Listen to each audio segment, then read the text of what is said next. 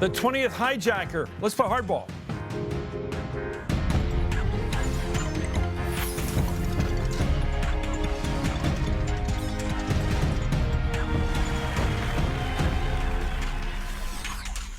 Good evening, I'm Chris Matthews in Washington. Let me start tonight with this. Here is the horror of 9/11. 19 terrorists hijacked 4 planes, 2 hit the World Trade Center, 1 the Pentagon. 1 crashes into a Pennsylvania field. More than 3,000 Americans murdered. 15 of those 19 hijackers are from Saudi Arabia, which makes you wonder why we went to war against Iraq. The man known as the 20th hijacker, Zacarias Moussaoui, is now serving 6 life sentences in the Supermax prison in Florence, Colorado. Moussaoui has told lawyers for 9/11 victims what he describes as a Saudi involvement in the worst act of violence in this country's history. Is he telling the truth? Evan Kohlmann is an NBC terrorism analyst. He was in the room when Moussaoui gave his deposition. Robert Grenier is a former CIA agent and author of 88 Days to Kandahar. Thank you so much. Evan, tell me about, you were in the room when this deposition was given by Zacarias Moussaoui, in which he pointed to the role larger than we'd ever believed before played by the Saudi people, the Saudi leadership clique. Explain what he was arguing. Yeah, look, I went in there a skeptic, I think, as many others would have been. My understanding of Moussaoui was that he was a crazy lunatic. And I have to say, you know, that opinion was wrong. After I sat with him for close to 2 days and got to question him myself in 2 different languages, it was pretty clear to me that Moussaoui is quite sharp. He's very coherent. He has a very, very deep understanding and knowledge, of Al-Qaeda, Al-Qaeda's financial networks, and other aspects of the organization. I obviously can't verify every single fact he had to say with regards to the Saudi royal family or his private meetings with them. But I can tell you this, I was actually brought into this interview specifically to try to see whether or not there were any aspects of what Moussaoui was saying that could be corroborated with other facts. And I can tell you that there was a lot of stuff that he said during that interview about a variety of aspects of Al-Qaeda, everything from financing to training camps, guest houses, individual commanders, that was correct and accurate down to the T. And what's more is that Moussaoui was given an opportunity to talk about people where we were seeing, you know, is this guy just going to say he has information about everyone?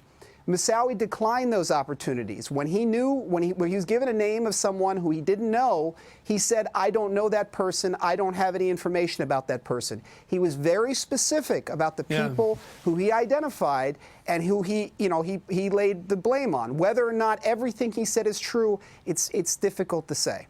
I just want to put a little bulletin out here right now. You were working in this case for the families of the Americans who lost someone in 9/11. So just so everybody knows why you were in that room, because it was an amazing place to be. Anyway, Zacarias Moussaoui pointed the finger at the following Saudi leaders. The New York Times reports, quote, he said in the prison deposition that he was directed in 1998 or 99 by Al-Qaeda leaders in Afghanistan to create a digital database of donors to the group, to Al-Qaeda.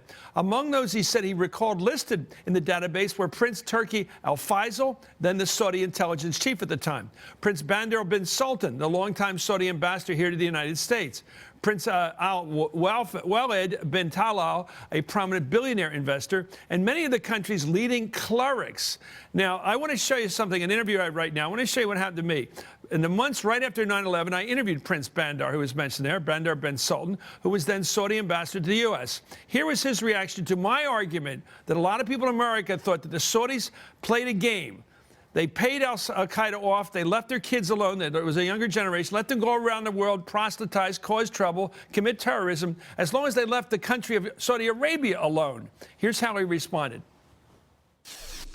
Does it make sense to you, Chris, if Bin Laden and his likes, those evil people, are supposed to be the product of the Saudi religious teachings? Yeah. If that is true, and they consider, Bin Laden was in public saying the Saudis are infidels, their leaders are infidels, their religious leaders, are we stupid? Why would we go and teach people so they can come and attack us? So that you would attack somebody else? Wrong. No. They start to do this. They killed what Taliban has been doing for 3 years now, 5 years, killing other Afghanis, other Muslims. Yeah. You just noticed but you know, when you get sense in this country is that your government has been very smart to sort of buy off the younger generation, give them all the money they need to go proselytize around the world and do their dirty will and leave them alone. They're paying protection money in a sense. You know what? this is to be honest with you. Well, he said it was BS. They actually used the actual word. Anyway, Mr. Grenier, what do you make of this right now? Because the there's a mistake. The Saudi government obviously denies any role in 9/11. The Bush administration never accused him of anything, and yet there are a lot of people that wonder, how come there were 15 Saudis on that plane out of the 19? Most of the terrorists, 3/4 of them were Saudis. Bin Laden comes out of that world, angry at their parents. It's a generational dispute. But yet it just seemed to me that with all this Wahhabism going on in Saudi Arabia, all this culture of Islamism, extreme Islamism, how does the Saudi culture and society and elite clique get out of any responsibility for 9/11? That's my question, because he's pointing the finger at the Moussaoui right now. Well, look, I mean, if you look at Saudi society, it's a complicated picture, and absolutely, I mean, these are Wahhabis. I mean, they are religious. They're zealots. They're fundamentalists. And yes, absolutely, there are wealthy Saudis, others who wanted to proselytize. And so, absolutely, when I lived in Pakistan, there was a large religious school that was just down the street from me, and it was built with Saudi money. That doesn't necessarily mean it casts suspicion on them. It puts a doubtful light on them. But it doesn't necessarily what mean about Zacarias' argument now in this deposition he made this fall that we're just getting access to now? What do you make of his accusation? Was it just a desperate prisoner's effort to win some sort of relief, or is there truth there? Yeah, I don't know if he was trying to build himself up to make himself seem more important than he was. I have no brief for either party in this. But well, let me go back to Evan on this, because it's what everybody watching wants to know right now. Is this guy another stoolie in prison trying to BS his way out of prison, or is he a guy who has something to offer, knowing he's going to be in prison the rest of his life, and he just wants to do something that has some truth-telling to it? What is your sense of his motive, Evan, when you watch him? Why is he spilling the beans, if they are the beans? Well, he has no doubt that he's going to be in prison for the rest of his life. He knows that. And he's also upfront about the fact that he still considers himself to be an enemy of the United States. I think my perception is that Moussaoui is deeply embittered towards other members of al-Qaeda, as well as the Saudi government, as well as others, who I think he feels played a role in all of this and were not held to account, and he's paying the price for that. So there's no doubt Moussaoui appears to have very personal reasons for wanting to do this, but I think it's quite clear he's not trying to paint himself as America's new best friend, and he was also very explicit about the fact that, look, he wasn't going to try to play games. He wasn't going to try to con us, or at least that's what he said, because he realized we had more information about this than he did, and we were asking him questions from a perspective. We could know exactly what we were asking him about. If he made up an answer, we would be in a position to know about it immediately. He did not do that. Okay, let me suggest another interpretation. He's watching television. He obviously has access to the news. He knows that we're in a coalition right now against ISIS and against the terrorists. And one way to screw up our coalition is get us suspecting the Saudis of a role in 9/11. It's a perfect way to bring us all apart. Right? Absolutely. Absolutely. That's what I would be trying to do. I mean, if this is somebody who has to hate Saudi Arabia, and this is somebody who believes, as an article of faith, that if the U.S. ever cut off support for Saudi Arabia, they would fall. He wants to see these people fall. Isn't that possible, Evan, that what this guy's doing is screwing up our coalition right now?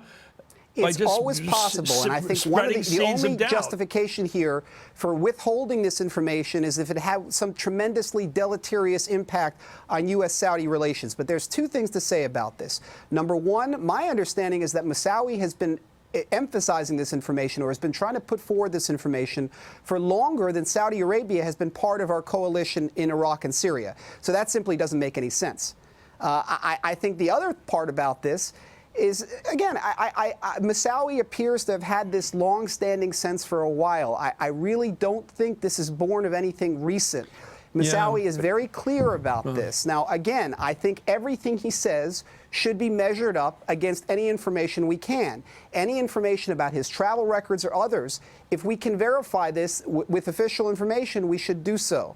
But that's the point, is there's no point in withholding this information anymore. You know, even Saudi Arabia wants the 28 pages from the Joint Intelligence Inquiry out there. The Saudis want this out there. If the Saudis want this out there, the families want this out there, the American people want this out there, then what possible reason is there not to release this information? If there's anything in here that implicates the government of Saudi Arabia, we should know about it. If the information in there exonerates the government of Saudi Arabia, it's their right to have that information and be able to defend themselves knowing what the information actually is. But gentlemen, the United States government, the very much respected commission on what happened on 9/11, it was generally roundly respected, said no Saudi government role in 9/11. They could find no evidence for it.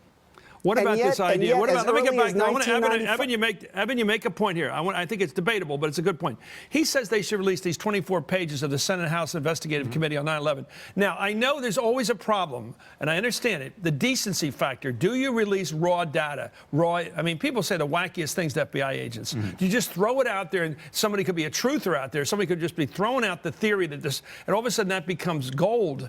Should they release the 24 pages of this Senate House investigation? We can only speculate. So there may be lots of good reasons why these 28 pages shouldn't be put out. That, as President Bush said before, there are sources and methods reasons why they shouldn't do that. I don't know, but that's what the president has said. There may be some things in that report which are embarrassing to the Saudis and would have made it more difficult for the Saudis to take effective action in their domestic political context if that stuff were known. What could it be? What would that be? Well, for instance, maybe there were members of prominent Saudi families who would be very difficult for the Saudis to move against in an overt way. Yeah. And yet, if this were out there, they would essentially be sandbagged. Who made the decision, Evan, to release all the Soviet? I mean, all the why do I keep saying that? All the Saudi diplomats that went. They live right near their embassies, right next to the Watergate apartments, of course. Why did they all get a sort of a free ride out of the country right in the middle of all that security concern where nobody's allowed to fly for a couple hours or a couple days after 9/11? They were given the exception. People want to know, why were all the Saudis allowed to split so easily against all the rules at the time? Well, look, I think it's very easy to answer that. It's that these were wealthy and important people. Some of them were diplomats, or they were related to diplomats. They were people that had a tremendous amount of influence, and they had people that could reach out to people in our government. And I think part of the problem is that then, as of now, there were a lot of people who just the idea that Saudi Arabia, one of our closest allies in the Middle East, could have been involved in funding or coordinating 9/11. It sounded ridiculous. Unfortunately, there's enough evidence out there from very credible sources, from people that should have had a reason to know, that it behooves us to look into those documents and those questions and verify if there is any truth to them. Because the FBI has had information going all the way back to 1995 that wealthy Gulf governments, wealthy Persian Gulf governments, were providing money to al-Qaeda in order to protection money, essentially, for their regimes. And we know that the current king of Saudi Arabia, King Salman, when he was the governor of Riyadh back in the 1990s, he was raising money for Saudi charities that have since been shut down, not just by the U.S. government, but the Saudi government, for funding al-Qaeda. So there's no doubt that money was exchanged. The question is were the Saudis aware of where that money was going and who they were contributing to? And any information we have that helps illuminate that question, I think it's incumbent upon all of us, including the Saudis, to be honest in answering that question now more than 10 years after 9/11. Okay, well, you made that point here, and you made it in the New York Times front page, right of the fold, and on top of the right-hand side of the paper. You've made it in the best slot in the news business there is, the right-hand side of the New York Times, and you're here tonight. I think people are questioning this. I'm not a truther, but I think these questions are very healthy to ask. Anyway, Evan Kohlmann, Robert Grenier, thank you both, gentlemen. Thank you.